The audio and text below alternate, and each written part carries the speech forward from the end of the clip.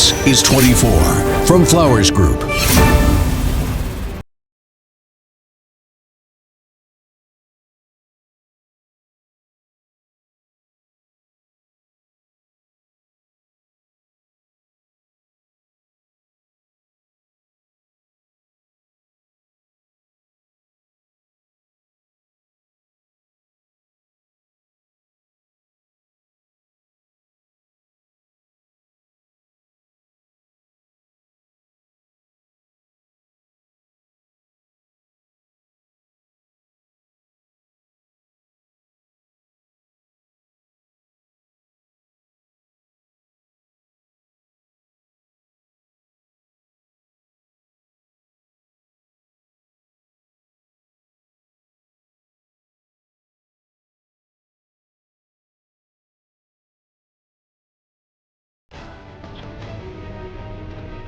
ഇന്ന് അക്ഷരാർത്ഥത്തിൽ തിരുവനന്തപുരം നഗരത്തിൽ ഗതാഗത സ്തംഭനമുണ്ടായി. മണിക്കൂറുകളോളം അതിൽ KSRTC ജീവനക്കാരുടെ സമരഹുങ്കാണ് പ്രകടമായത്. പൊലിഞ്ഞതാകട്ടെ വിലപ്പെട്ട ഒരു ജീവനും. നഷ്ടമായത് ഒരുപാട് പേർക്ക് അവരുടെ വിലയേറിയ സമയവും. ആരാണ് ഇതിന് ഉത്തരവാദി എന്നതാണ് അവശേഷിക്കുന്ന ചോദ്യം. എന്ത് നടപടി അവർക്കെതിരെ ഉണ്ടാകും? അല്ലെ, ഗതാഗത മന്ത്രി തന്നെ ഈ സമര രീതിയെ തള്ളിപ്പറയുന്നുണ്ട്. ഇത്തരത്തിൽ നടുറോഡിൽ ബസ്സുകൾ നിർത്തിയിട്ടാണോ സമരം വേണ്ടതെന്നുള്ള ചോദ്യം അദ്ദേഹം ഉയർത്തുന്നുണ്ട്. അത് സ്വാഭാവികമാണ്. കാരണം അത് ന്യായീകരിക്കാൻ ആർക്കും പറ്റില്ലല്ലോ. കാരണം ബസ് വഴിയിലിട്ടിട്ട് ഇറങ്ങി പോവുകയാണ്. വലിയ ഗതാഗത കുരുക്കുണ്ടായി. അതെ, മണിക്കൂറുകളോളം. മുഖ്യമന്ത്രി ഏതായാലും ഈ കാര്യത്തിൽ അടിയന്തരമായി ഇടപെടൽ നടത്തിയിട്ടുണ്ട്. ഉടൻ തന്നെ കർശനമായ നടപടികളിലേക്ക് കാര്യങ്ങൾ നീങ്ങുമെന്നാണ് അറിയുന്നത്.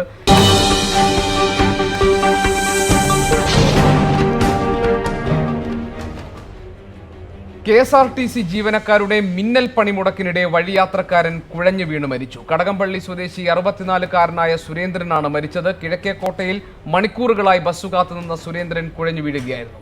ജനറൽ ആശുപത്രിയിൽ എത്തിച്ചെങ്കിലും 3:30 മണിയോടെ സുരേന്ദ്രൻ മരണമടഞ്ഞു. സംഭവത്തിൽ ഗതാഗത മന്ത്രി AK ശശീന്ദ്രൻ റിപ്പോർട്ട് തേടി. റിപ്പോർട്ട് നാളെ മുഖ്യമന്ത്രിക്ക് സമർപ്പിക്കും. 11 മണിയോടെയാണ് കടകംപള്ളി സ്വദേശിയായ സുരേന്ദ്രൻ വീട്ടിലേക്ക് പോകാൻ കിഴക്കേക്കോട്ട ബസ് സ്റ്റാൻഡിലെത്തുന്നത്. എന്നാൽ മണിക്കൂറുകൾ കാത്തുനിന്നെങ്കിലും ബസ് കിട്ടിയില്ല. കസേരയിലിരുന്ന ഇദ്ദേഹം ഉച്ചയ്ക്ക് 2:30 കുഴഞ്ഞു വീഴുകയായിരുന്നു. യാത്രക്കാരും സമീപത്തുള്ളവരും പ്രഥമ ശുശ്രൂഷ നൽകി. യാത്രക്കാർ ബഹളം വെച്ചതിനെ തുടർന്ന് പോലീസ് സ്ഥലത്തെത്തി. പോലീസിന്റെ ആംബുലൻസിലാണ് സുരേന്ദ്രനെ ആശുപത്രിയിൽ എത്തിച്ചത്. KSRTC ബസ്സുകൾ റോഡിൽ പാർക്ക് ചെയ്തത് കാരണം ആംബുലൻസിന് 1/2 കിലോമീറ്ററോളം പിറകിലേക്ക് സഞ്ചരിക്കേണ്ടതായി വന്നു. കുറച്ച് കഴിഞ്ഞപ്പോൾ അദ്ദേഹത്തിൻ്റെ വായിൽ കൂടെ പതയും നിറയൊക്കെ വന്നു. അപ്പോൾ അദ്ദേഹത്തിന് അവശതയിലായപ്പോൾ ഒരു ഫീമെയിൽ നേഴ്സ് വന്ന് അദ്ദേഹത്തിൻ്റെ ചെസ്റ്റ് ഒരുപാട് നേരം പ്രസ് ചെയ്തു. അദ്ദേഹം കുറച്ച് ഗുളിക എടുത്ത് എൻ്റെ കൈ തന്നപ്പോൾ അത് കൊടുക്കാനായിട്ട് ഡ്രിങ്ക്സ് വാങ്ങിച്ചുകൊണ്ടിരുന്നു. പകുതി ഡ്രിങ്ക്സ് അദ്ദേഹം കുടിച്ചപ്പോൾ തന്നെ അദ്ദേഹം വീണു. ഇത്രയും നേരം 108 വിളിച്ചു. 108 വന്നില്ല. ആശുപത്രിയിലെത്തിച്ച് ചികിത്സ തുടങ്ങിയെങ്കിലും 3:30 സുരേന്ദ്രൻ മരിച്ചു. പോസ്റ്റ്മോർട്ടത്തിന് ശേഷം മാത്രമേ മരണകാരണം വ്യക്തമാകുകയുള്ളൂവെന്ന് ആശുപത്രി അധികൃതർ വ്യക്തമാക്കി. ഹൃദ്രോഗത്തിന് മെഡിക്കൽ കോളേജിൽ ചികിത്സയിലായിരുന്നു സുരേന്ദ്രനെന്ന് ബന്ധുക്കൾ പറഞ്ഞു. 24 തിരുവനന്തപുരം. ആറ്റുകാലിലേക്ക് റൂട്ട് മാറി സർവീസ് നടത്താൻ ശ്രമിച്ച സ്വകാര്യ ബസിനെ KSRTC ജീവനക്കാർ തടഞ്ഞതും തുടർന്നുണ്ടായ സംഘർഷവുമാണ് മിന്നൽ പണിമുടക്കിലേക്ക് നയിച്ചത്. പോലീസ് അറസ്റ്റ് ചെയ്ത KSRTC ജില്ലാ ട്രാൻസ്പോർട്ട് ഓഫീസർ സാം ലോപ്പസിനും മറ്റ് 2 ഉദ്യോഗസ്ഥർക്കും ജീവനക്കാരുടെ പ്രതിഷേധത്തെ തുടർന്ന് ജാമ്യം നൽകി വിട്ടയച്ചു. ജനജീവിതം സ്തംഭിപ്പിച്ച സംഭവത്തിൽ മനുഷ്യാവകാശ കമ്മീഷൻ കേസെടുത്തു. ആറ്റുകാലിലേക്ക് റൂട്ട് മാറി സർവീസ് നടത്താൻ ശ്രമിച്ച സ്വകാര്യ ബസിനെ KSRTC DTO സാം ലോപ്പസും സംഘവും തടഞ്ഞതാണ് സംഘർഷത്തിലേക്ക് നയിച്ചത്. യാത്രക്കാരെ ഈ സംഘം ഇറക്കിവിട്ടതോടെ സ്വകാര്യ ബസ് ജീവനക്കാരും KSRTC ജീവനക്കാരും തമ്മിൽ വാക്കേറ്റമുണ്ടായി. വിഷയത്തിൽ പോലീസ് ഇടപെട്ടതോടെ കയ്യാങ്കളി. KSRTC ഉദ്യോഗസ്ഥർക്ക് പോലീസിന്റെ മർദ്ദനമേറ്റു. ഫോർട്ട് സ്റ്റേഷനിലെ ഗ്രേഡ് SIയെ KSRTC ജീവനക്കാർ കയ്യേറ്റം ചെയ്തു.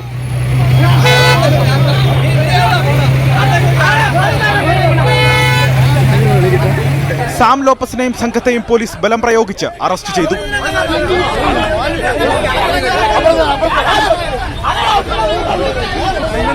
സാം ലോപ്പസിനെ മോചിപ്പിക്കണമെന്നാവശ്യപ്പെട്ട് KSRTC ജീവനക്കാർ ഫോർട്ട് സ്റ്റേഷൻ ഉപരോധിക്കുകയും സിറ്റിയിലെ സർവീസുകൾ നിർത്തിവെക്കുകയും ചെയ്തു.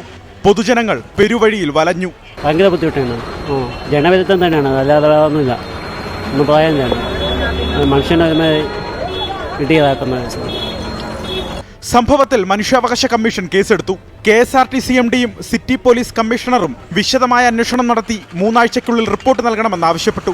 അതേസമയം മിന്നൽ പണിമുടക്ക് നല്ല പ്രവണതയല്ലെന്ന് മന്ത്രിയും വ്യക്തമാക്കി.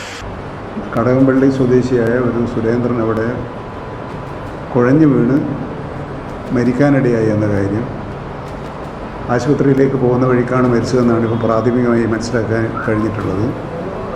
ഇത് സംബന്ധിച്ച് പരിശോധിച്ച് റിപ്പോർട്ട് നൽകുന്നതിന് ബഹുമാനപ്പെട്ട ജില്ലാ കളക്ടറെ ചുമതലപ്പെടുത്തിയിട്ടുണ്ട്. 5 മണിക്കൂർ നീണ്ട ഗതാഗത കുരുക്കിനും യാത്രാ ദുരിതത്തിനും ശേഷം ഗതാഗത മന്ത്രിയുടെ നിർദ്ദേശപ്രകാരം പ്രശ്നപരിഹാരത്തിനായി DCPയുമായി യൂണിയൻ നേതാക്കൾ ചർച്ച നടത്തി. തുടർന്ന് സാം ലോപ്പസിനും മറ്റു 2 പേർക്കും സ്റ്റേഷൻ ജാമ്യം നൽകാൻ തീരുമാനമായി. സർവീസുകൾ പുനരാരംഭിക്കാനും ധാരണയായി. തിരുവനന്തപുരം ഫോർട്ട് DCP ആയിട്ട് സംസാരിച്ചതിൻ്റെ അടിസ്ഥാനത്തിൽ അവർക്ക് ജാമ്യം കൊടുത്ത് സ്റ്റേഷനിൽ നിന്ന് തന്നെ ജാമ്യം കൊടുത്തപ്പോൾ ഉടനെ വിടും. അതുകൊണ്ട് എത്രയും പെട്ടെന്ന് തന്നെ സർവീസുകൾ തുടങ്ങാനുള്ള നിർദ്ദേശമാണ് മാനേജ്മെന്റിന്റെ ഭാഗത്തു നിന്നുള്ളത്. അനിശ്ചിതത്വങ്ങൾക്കൊടുവിൽ 5 മണിയോടെ സാം ലോപ്പസും രാജേന്ദ്രനും സുരേഷും ജാമ്യം കിട്ടി പുറത്തേക്ക്. സ്വീകരണം നൽകിയ KSRTC ജീവനക്കാർ നഗരത്തിൽ പ്രകടനവും നടത്തി. സ്വകാര്യ ബസിനെ രക്ഷപ്പെടുത്താനുള്ള നിലപാടായിരുന്നു പോലീസ് സ്വീകരിച്ചതെന്ന് സാം ലോപ്പസ്. ഇൻഹറന്റ് നോട്ടീസ് നൽകിയാണ് പോലീസ് ഇവർക്ക് ജാമ്യം അനുവദിച്ചത്. ജാമ്യം നൽകിയാലും കേസുമായി മുന്നോട്ട് പോകാനാണ് പോലീസിന്റെ തീരുമാനം. കയ്യേറ്റം ചെയ്യൽ, കൃത്യനിർവഹണം തടസ്സപ്പെടുത്തൽ എന്നീ വകുപ്പുകൾ ചുമത്തി 5 KSRTC ഉദ്യോഗസ്ഥർക്കെതിരെയാണ് പോലീസ് കേസെടുത്തിട്ടുള്ളത്. ഇതിലിനി 2 പേരുടെ അറസ്റ്റ് കൂടി രേഖപ്പെടുത്തും. 24 തിരുവനന്തപുരം. KSRTCയുടെ മിന്നൽ പണിമുടക്കിൽ വലഞ്ഞ് ജനങ്ങൾ. ദൂരസ്ഥലങ്ങളിലേക്ക് അടക്കം പോകേണ്ട യാത്രക്കാർക്ക് 4 മണിക്കൂറിലധികമാണ് ബസ്സിനായി കാത്തിരിക്കേണ്ടി വന്നത്. അക്ഷരാർത്ഥത്തിൽ നട്ടം തിരിഞ്ഞ യാത്രക്കാർ രൂക്ഷമായ ഭാഷയിലാണ് അധികൃതരെ വിമർശിച്ചത്. 11 മണിയായതോടെ നഗരത്തിലെ പ്രധാന ബസ് സ്റ്റാൻഡുകളെല്ലാം യാത്രക്കാരെ കൊണ്ട് നിറഞ്ഞു. നഗരത്തിലെ പ്രധാന റോഡുകൾ KSRTC ബസ്സുകൾ കൊണ്ടു. അക്ഷരാർത്ഥത്തിൽ തലസ്ഥാന നഗരം നിശ്ചലമായ കാഴ്ച. ദീർഘദൂര സർവീസുകൾ ഉൾപ്പെടെ ജീവനക്കാർ തടഞ്ഞതോടെ യാത്രക്കാർ നട്ടം തിരിഞ്ഞു. ഞങ്ങൾ 10:30 മണിയോട്ട് ഇവിടെ നിൽക്കുകയാണ്. അമ്മ വന്ന് നോക്കി തൊഴുതിട്ട് പോകാൻ പറഞ്ഞ് ഇവിടെ വന്ന് നിന്ന് ഇത്ര 10:30 മണി വരെ നിൽക്കുന്നത്. ഒരു തുള്ളി നമ്മൾ ബസ്സിനുള്ള പൈസകളും കൊണ്ടാണ് വന്നത്. ഇപ്പം ഒരു തുള്ളി വെള്ളം പോലും കുടിക്കണമെങ്കിൽ നമ്മളെ പൈസ ഇല്ല. ഏറെ നേരം കഴിഞ്ഞിട്ടും ബസ്സുകൾ സർവീസുകൾ ആരംഭിക്കാത്തതോടെ ജനങ്ങളുടെ ക്ഷമ കെട്ടു. ബസ്സില്ലാതെ ഇവിടെ ഇരിക്കുകയാണ്. ഒരു TV പിടിച്ച ഒരു മനുഷ്യനെ വീട്ടിയിട്ടിട്ട് വന്നതാണ്. എന്ത് ചെയ്യാനെന്നറിയാം. ബസ്സില്ല, ഒരു ആട്ടോ പോലും കൈ കാണിച്ചിട്ട് നിൽക്കുന്നില്ല. ആട്ടോയ്ക്ക് കാശും ഇല്ല. ചിലർ പോലീസിനെതിരെയും രംഗത്തെത്തി. ഇത്രയും ജനങ്ങൾ വഴിയിലായിട്ട് ഒരു പോലീസ് പോലും ഈ ഏരിയയിൽ കാണാനില്ല. പൊടി കുഞ്ഞുങ്ങളുണ്ട്, തള്ളന്മാരുണ്ട്, കൊച്ചു പിള്ളേരുണ്ട്, എല്ലാവരും ഉണ്ട്. ഒരു സഹകരണം വേണ്ടേ? ഇല്ലെങ്കിൽ ഈ ജില്ല മുഴുവൻ പോലീസുണ്ട്. വിവിധ ആവശ്യങ്ങൾക്കായി സെക്രട്ടേറിയറ്റിലും മറ്റു സർക്കാർ ഓഫീസുകളിലേക്കും എത്തിയവരും മെഡിക്കൽ കോളേജ് ഉൾപ്പെടെ വിവിധ ആശുപത്രികളിലേക്ക് എത്തിയ രോഗികളും വിദ്യാർത്ഥികളും ഉൾപ്പെടെ നിരവധി പേരാണ് പണിമുടക്കിൽ വളഞ്ഞത്. 24 തിരുവനന്തപുരം. ഇപ്പോൾ RTOയുടെ റിപ്പോർട്ട് വരുന്നു. അത് ഈ KSRTC ഡ്രൈവർമാർക്കെതിരെയാണ്. ഗ്യാരേജിൽ വരെ കിടന്ന വണ്ടികളെ കൊണ്ട് റോഡിൽ കൊണ്ടിട്ട് ഗതാഗത തടസ്സം ഉണ്ടാക്കിയെന്നാണ് റിപ്പോർട്ടിൽ പറയുന്നത്. വിശദാംശങ്ങളുമായി ഇപ്പോൾ തിരുവനന്തപുരത്ത് നിന്ന് ചേരുന്നത് VA ഗിരീഷാണ്. ഗിരീഷ്, എന്തൊക്കെയാണ് റിപ്പോർട്ടിൽ വ്യക്തമാക്കുന്ന കാര്യങ്ങൾ? ഉന്മേഷ്, ഇന്ന് നടന്ന KSRTC മിന്നൽ പണിമുടക്കിനെ കുറിച്ചുള്ള റിപ്പോർട്ടാണ് തിരുവനന്തപുരം RTO ഇപ്പോൾ ഗതാഗത കമ്മീഷണർക്ക് നൽകിയിരിക്കുന്നത്. ഇതിൽ പ്രത്യേകിച്ച് പറയുന്നത് ഈ സ്വകാര്യ ബസ്സുമായി ചെറിയ തരത്തിലുള്ള തർക്കങ്ങൾ ഉണ്ടായി. ഇതിനുശേഷം മനഃപൂർവ്വം ഗതാഗത തടസ്സം ഉണ്ടാക്കണമെന്ന ഉദ്ദേശത്തോടെ ഗ്യാരേജിൽ കിടന്ന വാഹനങ്ങൾ KSRTC ബസ്സുകൾ ഈ ഡ്രൈവർമാർ കൊണ്ടുവന്ന് റോഡിലിട്ടു. പൊതുജനങ്ങൾക്കും മറ്റു വാഹനങ്ങൾക്കും മാർഗ തടസ്സം ഉണ്ടാക്കുന്ന ഉദ്ദേശത്തോടു കൂടി തന്നെയാണ് മനഃപൂർവ്വമായിട്ടാണ് അവർ നടപടി ചെയ്തിരിക്കുന്നത്. മാത്രമല്ല, ബസ്സുകൾ ബഹുനിരത്തിൽ അപകടമായ വിധം പാർക്ക് ചെയ്തു എന്ന കുറ്റങ്ങളാണ് ഇപ്പോൾ RTOയുടെ റിപ്പോർട്ടിൽ KSRTC ഡ്രൈവർമാർക്കെതിരെ പറഞ്ഞിരിക്കുന്നത്. ഇവരുടെ വിശദാംശങ്ങളും അതോടൊപ്പം തന്നെ പൊതുനിരത്തിൽ കൊണ്ടിട്ട ബസ്സുകളുടെ വിശദാംശങ്ങളും ട്രാഫിക് പോലീസിന്റെ അടുത്ത് ആവശ്യപ്പെട്ടിട്ടുണ്ടെന്നും RTOയുടെ റിപ്പോർട്ടിൽ പറയുന്നു. അതോടൊപ്പം തന്നെ ഈ പ്രശ്നത്തിനെല്ലാം കാരണമായ സ്വകാര്യ ബസ്സിനെ കുറിച്ചും അന്വേഷണം നടത്തി ഇതിൽ തുടർ നടപടി സ്വീകരിക്കാൻ തീരുമാനിക്കുകയും ചെയ്തിട്ടുണ്ടെന്നും RTOയുടെ റിപ്പോർട്ട് വ്യക്തമാക്കുന്നുണ്ട്. ഉന്മേഷ്. VA ഗിരീഷ് 24 പ്രതിനിധിയാണ് തിരുവനന്തപുരത്ത് വിവരങ്ങൾ നൽകിയത്. രാജ്യം COVID-19 ഭീതിയിലാണ്. 26 പേർക്ക് കൂടി രാജ്യത്ത് വൈറസ് ബാധ സ്ഥിരീകരിച്ചു. ഡൽഹിയിലെത്തിയ 14 ഇറ്റാലിയൻ വിനോദസഞ്ചാരികൾക്കും വൈറസ് ബാധയുണ്ട് എന്ന് കേന്ദ്ര ആരോഗ്യമന്ത്രി ഹർഷവർദ്ധൻ ഇന്ന് സ്ഥിരീകരിച്ചിട്ടുണ്ട്. സംസ്ഥാനങ്ങൾക്ക് ആരോഗ്യ മന്ത്രാലയം ജാഗ്രതാ നിർദ്ദേശം നൽകുകയും ചെയ്തു. കോവിഡ് പടരുന്ന സാഹചര്യത്തിൽ കേന്ദ്ര സർക്കാരിന് പിന്നാലെ ഡൽഹി സർക്കാരും ഹോളി ആഘോഷം വേണ്ടെന്ന് വെച്ചു. കേരളത്തിലേതടക്കം രാജ്യത്ത് ഇതുവരെ 28 പേർക്കാണ് കൊറോണ വൈറസ് ബാധ സ്ഥിരീകരിച്ചത്. ഇന്ത്യയിലെത്തിയ 21 ഇറ്റാലിയൻ വിനോദസഞ്ചാരികളിൽ 14 പേർക്കും കൂടെയുണ്ടായിരുന്ന ഇന്ത്യൻ വംശജനായ ഡ്രൈവർക്കും രോഗം സ്ഥിരീകരിച്ചു. ഇവരെ ചാവളയിലെ ITBP ക്യാമ്പിൽ നിന്നും സഫ്ദർജംഗ് ആശുപത്രിയിലേക്ക് മാറ്റും. കേന്ദ്ര ആരോഗ്യമന്ത്രിയുടെ നേതൃത്വത്തിൽ അടിയന്തര യോഗം ചേർന്ന് സ്ഥിതിഗതികൾ വിലയിരുത്തി. രാജ്യത്തെ മുഴുവൻ വിമാനത്താവളങ്ങൾ, തുറമുഖങ്ങൾ, അതിർത്തി പങ്കിടുന്ന സംസ്ഥാനങ്ങളിലൊക്കെ പരിശോധന ശക്തമാക്കി. രോഗബാധയുള്ള രാജ്യങ്ങളിലേക്കുള്ള യാത്ര ഒഴിവാക്കണമെന്ന് കേന്ദ്ര സർക്കാർ ആവശ്യപ്പെട്ടു. വിദേശത്ത് നിന്നെത്തുന്നവരെ വിദഗ്ധ പരിശോധനയ്ക്ക് ശേഷമാണ് രാജ്യത്തേക്ക് പ്രവേശിപ്പിക്കുന്നതെന്നും ആരോഗ്യമന്ത്രി പറഞ്ഞു. വൈറസ് ബാധിതനായ ഡൽഹി സ്വദേശിക്കൊപ്പം യാത്ര ചെയ്ത ആഗ്രയിലെ 6 ബന്ധുക്കൾക്കും കൊറോണ സ്ഥിരീകരിച്ചു. ഇയാളുമായി ഇടപഴകിയ 88 പേർ നിരീക്ഷണത്തിലാണെന്ന് ഡൽഹി മുഖ്യമന്ത്രി പറഞ്ഞു. വൈറസ് ബാധ പടരുന്ന സാഹചര്യത്തിൽ ആൾക്കൂട്ടങ്ങളുള്ള പരിപാടികൾ പരമാവധി ഒഴിവാക്കണമെന്ന് പ്രധാനമന്ത്രി നരേന്ദ്രമോദി ട്വീറ്റ് ചെയ്തു. വൈറസ് ബാധയേറ്റ ഇന്ത്യക്കാരായ 17 പേർ വിദേശത്തുണ്ടെന്ന് വിദേശകാര്യ സഹമന്ത്രി വി മുരളീധരൻ ലോക്സഭയിൽ അറിയിച്ചു. 24 ഡൽഹി. COVID-19 കൂടുതൽ രാജ്യങ്ങളിലേക്ക് വ്യാപിക്കുകയാണ്. ചൈനയ്ക്ക് പുറത്ത് ഏറ്റവും കൂടുതൽ മരണങ്ങൾ റിപ്പോർട്ട് ചെയ്ത ഇറാനിലെ മരണസംഖ്യ 92ആയി. രോഗബാധ പ്രതിരോധിക്കാൻ ലോകരാഷ്ട്രങ്ങൾക്ക് ലോകബാങ്ക് 87,534 കോടി രൂപയുടെ അടിയന്തര ധനസഹായം അനുവദിച്ചു. മൊറോക്കോ, ആൻഡോറ, അർമീനിയ, ഐസ്ലൻഡ് തുടങ്ങിയ രാജ്യങ്ങളിലാണ് പുതുതായി കോവിഡ് റിപ്പോർട്ട് ചെയ്തത്. ലോകത്താകമാനം 93,217 പേർക്കാണ് ഇതുവരെ COVID-19 ഉള്ളത്. മരണം 3,218ആയി. അതേസമയം ചൈനയിൽ പുതുതായി വൈറസ് ബാധ റിപ്പോർട്ട് ചെയ്യുന്നതിൽ ഗണ്യമായ കുറവുണ്ടായിട്ടുണ്ട്. 119 പുതിയ കേസുകൾ മാത്രമാണ് ഇന്നലെ റിപ്പോർട്ട് ചെയ്തത്. ഇതോടെ ചൈനയിലെ രോഗികളുടെ എണ്ണം 80,270ആയി. 37 പേർ കൂടി ഇന്നലെ മരിച്ചതോടെ മരണം 2,981ആയി. 2,389 പേർ രോഗം ഭേദമായതിനെ തുടർന്ന് ഇന്നലെ ആശുപത്രി വിട്ടു. ചൈനയ്ക്ക് പുറത്ത് ഏറ്റവും കൂടുതൽ മരണങ്ങൾ റിപ്പോർട്ട് ചെയ്ത ഇറാനിലെ മരണനിരക്ക് 92ആയി. രോഗികളുടെ എണ്ണം 2,336ആയി ഉയർന്നു. രോഗം പടരുന്നത് തടയാൻ 54,000 തടവുകാരെ ഇറാൻ മോചിപ്പിച്ചു. COVID-19 ഏറ്റവും കൂടുതൽ റിപ്പോർട്ട് ചെയ്ത യൂറോപ്യൻ രാജ്യമായ ഇറ്റലിയിൽ രോഗികളുടെ എണ്ണം 2,263ആയി. 79 പേരാണ് വൈറസ് ബാധയെ തുടർന്ന് ഇതുവരെ ഇറ്റലിയിൽ മരണമടഞ്ഞത്. അമേരിക്കയിലെ മരണനിരക്ക് 9ആയി. 6 ഗൾഫ് രാജ്യങ്ങളിലായി 147 പേർക്ക് കോവിഡ് സ്ഥിരീകരിച്ചു. 56 കേസുകൾ റിപ്പോർട്ട് ചെയ്ത കുവൈറ്റിലാണ് ഏറ്റവും കൂടുതൽ രോഗബാധിതർ. UAE സ്കൂളുകൾക്ക് മാർച്ച് 8 മുതൽ വിദ്യാഭ്യാസ മന്ത്രാലയം അവധി പ്രഖ്യാപിച്ചു. അതേസമയം കോവിഡ് ഭീതിയെ തുടർന്ന് ജൂലൈ 24 ആരംഭിക്കാനിരിക്കുന്ന ടോക്കിയോ ഒളിമ്പിക്സ് മാറ്റിവയ്ക്കില്ലെന്ന് അന്താരാഷ്ട്ര ഒളിമ്പിക് കമ്മിറ്റി വക്താവ് മാർക്ക് ആഡംസ് അറിയിച്ചു. International desk 24. COVID-19 ഭീതിയുടെ പശ്ചാത്തലത്തിൽ ഉംറ തീർത്ഥാടനത്തിന് വിലക്ക്. ആഭ്യന്തര തീർത്ഥാടകർ മക്കയും മദീനയും സന്ദർശിക്കുന്നതിനാണ് താൽക്കാലിക വിലക്ക് ഏർപ്പെടുത്തിയത്. രാജ്യത്തെ സ്വദേശികൾക്കും വിദേശികൾക്കും ഇത് ബാധകമാണെന്ന് സൗദി ആഭ്യന്തര മന്ത്രാലയം അറിയിച്ചു. സ്ഥിതിഗതികൾ നിരീക്ഷിച്ചുകൊണ്ടിരിക്കുകയാണെന്നും ഈ തീരുമാനം ഏത് സമയവും പുനഃപരിശോധിക്കുമെന്നും മന്ത്രാലയം വ്യക്തമാക്കി. രാജ്യത്ത് COVID-19 സ്ഥിരീകരിച്ചതോടെ രൂപീകരിച്ച വിദഗ്ധ സമിതിയുടെ നിർദ്ദേശപ്രകാരമാണ് ഈ തീരുമാനം.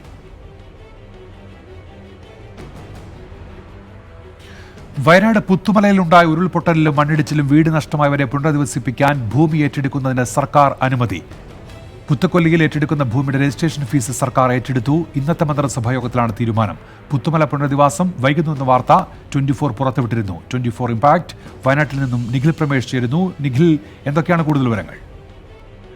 ഉന്മേഷ്, കഴിഞ്ഞ 3 മന്ത്രിസഭാ യോഗങ്ങളിലും വയനാട് പുത്തുമലയിലെ, അതായത് സംസ്ഥാനത്ത് ഏറ്റവും അധികം പ്രളയ ദുരന്തമുണ്ടായ കവളപ്പാറയും പുത്തുമലയുമായിരുന്നു. ഇതിൽ പുത്തുമലയിലെ പുനരധിവാസം അനന്തമായി നീളുന്നു എന്നുള്ള വാർത്ത 24 ഇന്ന് നൽകിയിരുന്നു.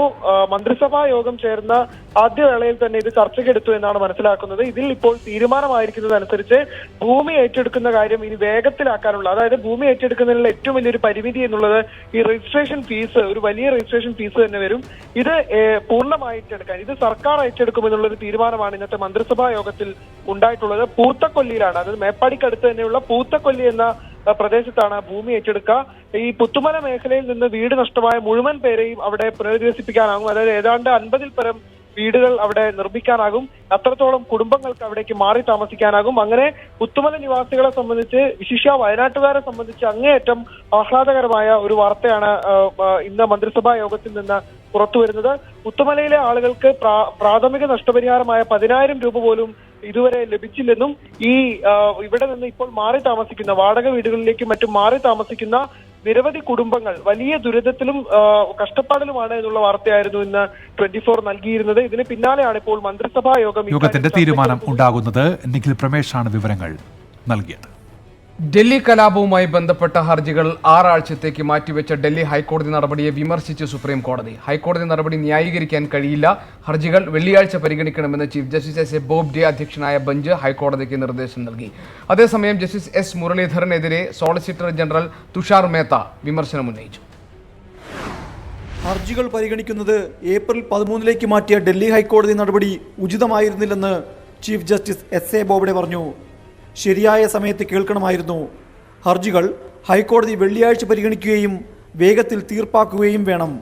വിദ്വേഷ പ്രസംഗം നടത്തിയ നേതാക്കൾക്കെതിരെ FIR രജിസ്റ്റർ ചെയ്യാൻ സാഹചര്യം അനുകൂലമായോ എന്നും സോളിസിറ്റർ ജനറൽ തുഷാർ മേത്തയോട് ചീഫ് ജസ്റ്റിസ് ആരാഞ്ഞു. അക്കാര്യം ബന്ധപ്പെട്ട ഉദ്യോഗസ്ഥർക്ക് വിടുന്നതാകും ഉചിതമെന്ന് സോളിസിറ്റർ ജനറൽ നിലപാട് വ്യക്തമാക്കി. കലാപസമയത്ത് നേതാക്കളെ ജയിലിലിടുന്നത് സാഹചര്യം മോശമാക്കുമെന്ന് ചീഫ് ജസ്റ്റിസ് S.A. ബോബ്ഡെ പറഞ്ഞു. ബോംബെ കലാപസമയത്ത് ശാഖാപ്രമുഖനെ അറസ്റ്റ് ചെയ്തപ്പോൾ സംഘർഷം വർദ്ധിച്ചതും ചീഫ് ജസ്റ്റിസ് ചൂണ്ടിക്കാട്ടി.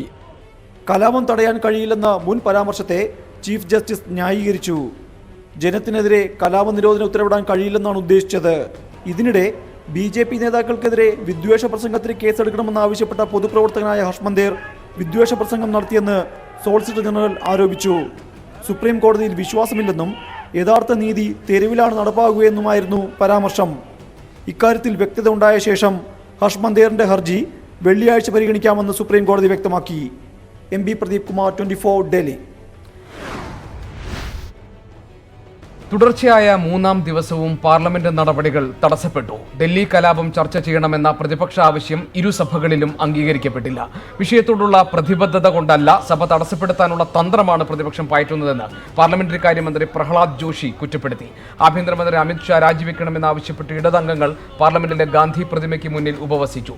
ഡൽഹി വിഷയത്തിൽ ചർച്ച ഉറപ്പാക്കാതെ സഭയ്ക്ക് മുന്നോട്ടു പോകാനാകില്ല. അടിയന്തര പ്രമേയത്തിന് നാളെയും നോട്ടീസ് നൽകുമെന്ന് പ്രതിപക്ഷം വ്യക്തമാക്കി.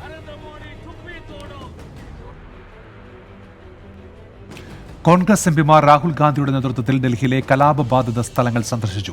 കലാപം ഭാരതമാതാവിന് കോട്ടമെന്ന് രാഹുൽ ഗാന്ധി മാധ്യമങ്ങളോട് പറഞ്ഞു. സാമുദായിക ചേരിതിരിവിനാണ് BJP ശ്രമമെന്ന് കോൺഗ്രസ് എംപിമാർ പ്രതികരിച്ചു. കോൺഗ്രസ് എംപിമാരും രാഹുൽ ഗാന്ധിയും വെവ്വേറെയാണ് കലാപബാധിത സ്ഥലങ്ങൾ സന്ദർശിച്ചത്. കൊടിക്കുന്നിൽ സുരേഷ്, ആധിർ രഞ്ജൻ ചൗധരി എന്നിവർക്കൊപ്പം രാഹുൽ ഗാന്ധി ബ്രിജ്പൂരിലെത്തിയാണ് സ്ഥിതിഗതികൾ നേരിൽ കണ്ട് മനസ്സിലാക്കിയത്. ഹിന്ദുസ്ഥാൻ को जो बांटा जा रहा है, जलाया जा रहा है, इससे हिंदुस्तान की भारत माता का कोई फायदा नहीं. ചാന്ദ്ബാഗിലും ഖജൂരി ഖാസിലുമായിരുന്നു എംപിമാരുടെ സന്ദർശനം. കേന്ദ്ര സർക്കാരിൻ്റെ അനുഗ്രഹത്തോടുകൂടെ നടത്തിയ ഒരു നരനായാട്ടാണ് ഇവിടെ കാണാൻ കഴിഞ്ഞത്. ഈ പ്രദേശത്തുള്ളവരൊക്കെ സ്നേഹത്തിലാണ് കഴിയുന്നത്. ഡൽഹി കലാപ വിഷയം പാർലമെന്റിൽ അടുത്ത ദിവസവും ഉന്നയിക്കുമെന്ന് കോൺഗ്രസ് എംപിമാർ പറഞ്ഞു. 24 ഡൽഹി. യുവനടൻ ഷെയ്ൻ നിഗമിന്റെ വിലക്ക് നീങ്ങി. നിലവിൽ മുടങ്ങിയ സിനിമകൾ പൂർത്തീകരിച്ച് ഏപ്രിൽ 15 മുതൽ ഷെയ്നിന് പുതിയ സിനിമകളിൽ അഭിനയിക്കാം. വെയിൽ, കുർബാനി സിനിമകളുടെ ഷൂട്ടിംഗ് വ്യാഴാഴ്ച മുതൽ പുനരാരംഭിക്കും. 4 മാസത്തിലേറെ നീണ്ട യുവനടൻ ഷെയ്ൻ നിഗമുമായി ബന്ധപ്പെട്ട വിവാദങ്ങൾക്ക് തിരശ്ശീല വീണു. താരസംഘടനയും നിർമ്മാതാക്കളുടെ സംഘടനയും ഷെയ്ൻ നിഗമുമായി നടത്തിയ ചർച്ചകൾക്കൊടുവിലാണ് പ്രശ്നപരിഹാരത്തിന് വഴി തെളിഞ്ഞത്. ചിത്രീകരണം മുടങ്ങിയ വെയിൽ, കുർബാനി സിനിമകളുടെ ഷൂട്ടിംഗ് വ്യാഴാഴ്ച മുതൽ ആരംഭിക്കും. 18 ദിവസമാണ് വെയിൽ സിനിമ പൂർത്തീകരിക്കാൻ വേണ്ടത്. ശേഷം ഈ മാസം 31 മുതൽ കുർബാനി സിനിമ പൂർത്തീകരിക്കും. കുർബാനി സിനിമ പൂർത്തീകരിക്കാൻ വേണ്ടത് 13 ദിവസമാണ്. മുടങ്ങിയ ചിത്രങ്ങൾ പൂർത്തിയാക്കുന്നതോടെ ഏപ്രിൽ 15 മുതൽ ഷെയ്ൻ നിഗത്തിന് പുതിയ സിനിമകളിൽ അഭിനയിക്കാം. സിനിമാ മേഖലയിൽ ഉണ്ടായിരുന്ന ഒരു പ്രശ്നം, ഞങ്ങളുടെ 2 നിർമ്മാതാക്കളുടെ സിനിമ ഷെയ്ൻ നിഗമുമായുള്ള ഒരു തർക്കത്തിൽ മുടങ്ങിക്കിടക്കുകയുണ്ടായി. ആ പ്രശ്നങ്ങൾക്ക് ഒരു രമ്യമായ പരിഹാരം ഞങ്ങൾ സംഘടനകളെല്ലാം ചേർന്നെടുത്തു. അതിൻ്റെ ഭാഗമായി ഈ അടുത്ത ദിവസങ്ങളിൽ തന്നെ 2 ചിത്രങ്ങളുടെ ഷൂട്ടിംഗ് പൂർത്തീകരിക്കാനുള്ള സംവിധാനങ്ങൾ ഞങ്ങൾ ചെയ്തു. അടുത്ത കൂടി ജോയിൻ ചെയ്യും പടത്തിൽ, വെയിൽ എന്ന് പറഞ്ഞ പടത്തിൽ. അതിന് 2 ദിവസം മുമ്പ് അതിൻ്റെ ഷൂട്ടിംഗ് തുടങ്ങി. അതിനുശേഷം 31-ാം തീയതി മുതൽ 2ാമത്തെ പടത്തിൽ ജോയിൻ ചെയ്യും. ചിത്രീകരണം മുടങ്ങിയ വെയിൽ, കുർബാനി സിനിമകളുടെ നിർമ്മാതാക്കൾക്ക് 32 ലക്ഷം രൂപ നഷ്ടപരിഹാരം നൽകാൻ ഇന്നലെ ചേർന്ന അമ്മ എക്സിക്യൂട്ടീവ് യോഗത്തിൽ തീരുമാനമായിരുന്നു. ഷെയ്ന് നിർമ്മാതാക്കൾ ഏർപ്പെടുത്തിയ വിലക്ക് നീങ്ങി പ്രശ്നങ്ങൾക്ക് പരിഹാരമായതിനാൽ ഷെയ്നെതിരെ ഫിലിം ചേംബർ ഏർപ്പെടുത്തിയ വിലക്കും നീങ്ങി. 24 കൊച്ചി. തൃത്താലയിൽ സ്നേഹനിലയത്തിൽ മർദ്ദനമേറ്റ അന്തേവാസി മരിച്ചത് ആന്തരിക അവയവങ്ങൾക്കേറ്റ ക്ഷതം മൂലമെന്ന് പോസ്റ്റ്മോർട്ടം റിപ്പോർട്ടിൽ കണ്ടെത്തൽ. വയറ്റിലെ നീർക്കെട്ട് മരണത്തിന് കാരണമായി. സംഭവവുമായി ബന്ധപ്പെട്ട് സ്നേഹനിലയം വാർഡൻ മുഹമ്മദ് നബീൽ എന്ന കുഞ്ഞിത്തങ്ങളെ തൃത്തല പോലീസ് കസ്റ്റഡിയിലെടുത്തു. പാലക്കാട് തൃത്താല സ്നേഹനിലയത്തിൽ വെച്ച കഴിഞ്ഞ മാസമാണ് വലപ്പാട് സ്വദേശി സിദ്ദിഖിന് മർദ്ദനമേറ്റത്. തുടർന്ന് ആശുപത്രിയിൽ ചികിത്സയിലിരിക്കെ ഇന്നലെയാണ് സിദ്ദിഖ് മരിച്ചത്. ആന്തരികാവയവങ്ങൾക്ക് ഏറ്റ ക്ഷതം മൂലം വയറ്റിൽ നീർക്കെട്ടുണ്ടായതാണ് മരണത്തിലേക്ക് നയിച്ചതെന്നാണ് പോസ്റ്റ്മോർട്ടം റിപ്പോർട്ടിലെ പ്രാഥമിക കണ്ടെത്തൽ. ലാത്തിക്ക് സമാനമായ രീതിയിലുള്ള വടികൾ കൊണ്ട് സിദ്ദിഖിനെ മർദ്ദിച്ചതിന്റെ പാടുകളും കണ്ടെത്തിയിട്ടുണ്ട്. സംഭവത്തിൽ സ്നേഹനിലയം വാർഡൻ മുഹമ്മദ് നബീൽ എന്ന കുഞ്ഞിത്തങ്ങളെ തൃത്താല പോലീസ് കസ്റ്റഡിയിലെടുത്തു. നേരത്തെ കുഞ്ഞിത്തങ്ങളടക്കം 5 പേർ ചേർന്ന് തന്നെ മർദ്ദിച്ചെന്ന് മരിക്കുന്നതിന് മുൻപ് സിദ്ദിഖ് വെളിപ്പെടുത്തിയതിന്റെ ശബ്ദ സന്ദേശം പുറത്തു വന്നിരുന്നു. എന്നിട്ട് ഞാൻ കരഞ്ഞിട്ടൊന്നുമില്ല. ഇയാളെ അടിക്കാൻ പറ്റുമെന്ന് വെച്ചിട്ട് എന്തിനടിക്കണേ അടിച്ചു വന്ന് പെട്ടെന്ന് വിഷമം കരഞ്ഞപ്പോ വന്നിട്ട് അടിച്ചു തന്നെ. അവിടെ സ്ഥലം ഞാൻ കണ്ടിട്ടുണ്ട്. ഓരോ ആൾക്കാരൊക്കെ വരുമ്പോ ഇതേമാതിരി കൊണ്ടുവരുമ്പോഴേ ഇങ്ങനെ തല്ല മൂന്നൊക്കെ അടിക്കലോ ഒരിക്കലോ അങ്ങനെയൊക്കെ കണ്ടിട്ടുണ്ട്. മാനസികാസ്വാസ്ഥ്യമുള്ളവരെ ചികിത്സിക്കുന്നതിനടക്കമുള്ള അനുമതി സ്ഥാപനത്തിനില്ലെന്നും ആരോഗ്യവകുപ്പിന്റെ പരിശോധനയിൽ കണ്ടെത്തി. എന്നാൽ കൊലപാതകമടക്കമുള്ള വകുപ്പുകൾ ചേർത്ത് സംഭവത്തിൽ കേസെടുക്കാൻ പോലീസ് ഇതുവരെ തയ്യാറായിട്ടില്ല. തൃശൂർ മെഡിക്കൽ കോളേജിൽ പോസ്റ്റ്മോർട്ടം നടപടികൾ പൂർത്തിയാക്കിയ ശേഷം സിദ്ദിഖിന്റെ മൃതദേഹം ബന്ധുക്കൾക്ക് വിട്ടു നൽകി. 24 തൃശൂർ, പാലക്കാട്. നിയമസഭയിൽ സഭ്യേതര പരാമർശം നടത്തിയ വ്യവസായ മന്ത്രി ഇ പി ജയരാജനെതിരെ നടപടിയെടുക്കണമെന്ന് പ്രതിപക്ഷ നേതാവ് രമേശ് ചെന്നിത്തല. ഇ പി ജയരാജനെ ദുർഗുണ പരിഹാര പാഠശാലയിൽ അയക്കണം. മന്ത്രി നടത്തി വിവാദ പരാമർശം നീക്കണമെന്നാവശ്യപ്പെട്ട് സ്പീക്കർക്ക് കത്ത് നൽകിയതായും പ്രതിപക്ഷ നേതാവ് അയക്കേണ്ട ഒരു മന്ത്രിയാണെന്ന് ഇന്നലെ തെളിയിച്ചിരിക്കുകയാണ്. വ്യവസായ മന്ത്രി ഇ പി ജയരാജൻ ഷാഫി പറമ്പലിനെ ഇന്നലെ അനിൽ അക്കറിയെ നോക്കി ബ്ലഡി റാസ്കൽ എന്നുള്ള മട്ടിൽ മുഖ്യമന്ത്രിയുടെ മൈക്കിലൂടെ പറഞ്ഞത് അങ്ങേയറ്റത്തെ സഭാ നടപടികളുടെയും മാന്യതയുടെയും ലംഘനമാണ്. ഇതെന്നാ ചന്തയാണോ? നിയമസഭ അല്ലേ? എന്തും വിളിച്ചു പറയാനായിട്ട് ഇത്ര വളരെ മോശമായ തരത്തിൽ ഇന്നലെ ഒരു മന്ത്രി പ്രതികരിച്ചിട്ട് മുഖ്യമന്ത്രി ഒരക്ഷരം അതിനെപ്പറ്റി മിണ്ടാതിരുന്നത് തികച്ചും ദൗർഭാഗ്യകരമായ കാര്യമാണ്. ഈ നിലയിലേക്കാണോ നമ്മുടെ സഭ പോകേണ്ടത് എന്നുള്ളതാണ് പൊതുസമൂഹം ആലോചിക്കുന്നത്. മുഖ്യമന്ത്രി പിണറായി വിജയനും ഡിവൈഎഫ്ഐ സംസ്ഥാന സെക്രട്ടറി എ റഹീമിനും വധഭീഷണി. ഡിവൈഎഫ്ഐ സംസ്ഥാന കമ്മിറ്റി ഓഫീസറാണ് കത്ത് നൽകി കിട്ടിയത്. പോപ്പുലർ ഫ്രണ്ടിനെ വിമർശിച്ചാൽ വധിക്കുമെന്നായിരുന്നു കത്തിലെ ഉള്ളടക്കം. മുഖ്യമന്ത്രി പിണറായി വിജയനെ വെട്ടിക്കൊല്ലുമെന്നും എ റഹീമിന്റെ വീടടക്കം നോക്കിവെച്ചിട്ടുണ്ടെന്നുമാണ് കത്തിൽ പറയുന്നത്. സംഭവവുമായി ബന്ധപ്പെട്ട് എ റഹീം സിറ്റി പോലീസ് കമ്മീഷണർക്ക് പരാതി നൽകി. അതേസമയം CPIM നേതാവ് പി ജയരാജനും വധഭീഷണി കത്ത് വന്നു. കണ്ണൂർ കക്കാട് അരയിൽത്തറയിൽ M രവീന്ദ്രൻ എന്നയാളുടെ പേരിലാണ് തപാലിൽ കത്തയച്ചത്. കതിരൂർ മനോജിന്റെയും അനിൽ ഷുക്കൂറിന്റെയും കൊലപാതകത്തിന് പിന്നിൽ പി ജയരാജനാണെന്ന് കത്തിൽ ആരോപിക്കുന്നു. അതേസമയം കത്തിലെ പേരും മേൽവിലാസവും വ്യാജമാണെന്ന് പോലീസ് കണ്ടെത്തി. ഇനി ഇന്നത്തെ മറ്റു വാർത്തകൾ ചുരുക്കത്തിൽ നോക്കാം.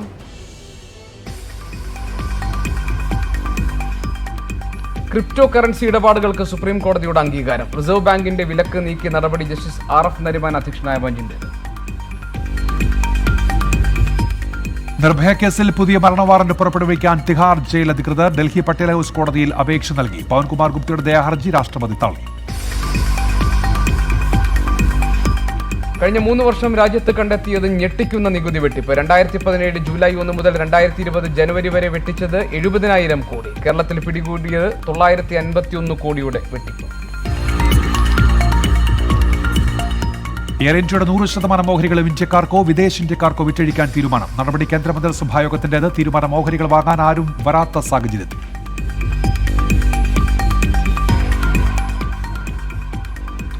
അധ്യക്ഷ പദവി ഏറ്റെടുക്കണമെന്ന മുതിർന്ന നേതാക്കളുടെ ആവശ്യം രാഹുൽ ഗാന്ധി തള്ളി. പുനരാലോചനയ്ക്ക് തയ്യാറല്ലെന്ന് രാഹുൽ സോണിയാഗാന്ധിയെ നിലപാട് അറിയിച്ചു. ഉന്നാവ് പെൺകുട്ടിയുടെ പിതാവ് കൊല്ലപ്പെട്ട കേസിൽ മുൻ BJP MLA കുൽദീപ് സെൻഗാർ കുറ്റക്കാരനാണെന്ന് വിചാരണ കോടതി. കണ്ടെത്തൽ ഡൽഹി തീസ് ഹസാരി കോടതിയുടേത്. കുട്ടനാട് സീറ്റ് ഏറ്റെടുത്താൽ പകരം സീറ്റ് നൽകണമെന്ന ജോസ് കെ മാണിയുടെ നിലപാട് UDF നേതൃത്വം തള്ളി. വിജയസാധ്യത മുൻനിർത്തിയുള്ള തീരുമാനത്തിനെതിരെ നിൽക്കരുതെന്നും UDF. നടിയാക്രമിച്ച കേസിൽ ഗായിക റിമി ടോമി വിസ്തരിച്ചു. രേഖപ്പെടുത്തിയ നിർണായക മൊഴി. അവധി അപേക്ഷ നൽകി കുഞ്ചാക്കോ ബോബനും മുകേഷും. ബാങ്ക് ലയനങ്ങൾക്കെതിരെ മാർച്ച് 27 അഖിലേന്ത്യാ പണിമുടക്ക്. ബാങ്ക് ജീവനക്കാരും ഓഫീസർമാരും പണിമുടക്കിൽ പങ്കെടുക്കും.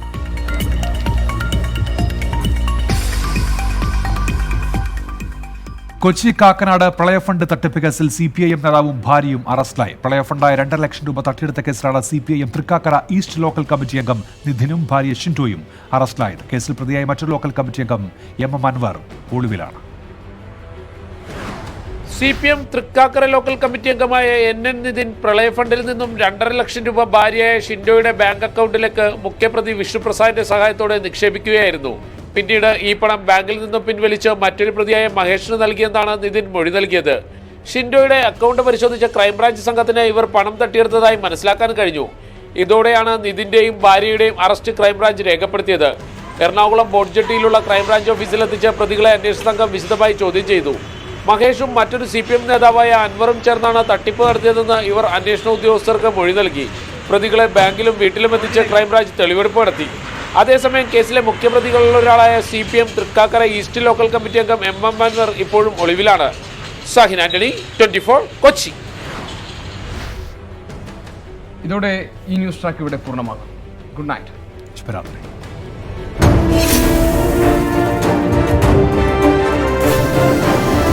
This is 24 from Flowers Group.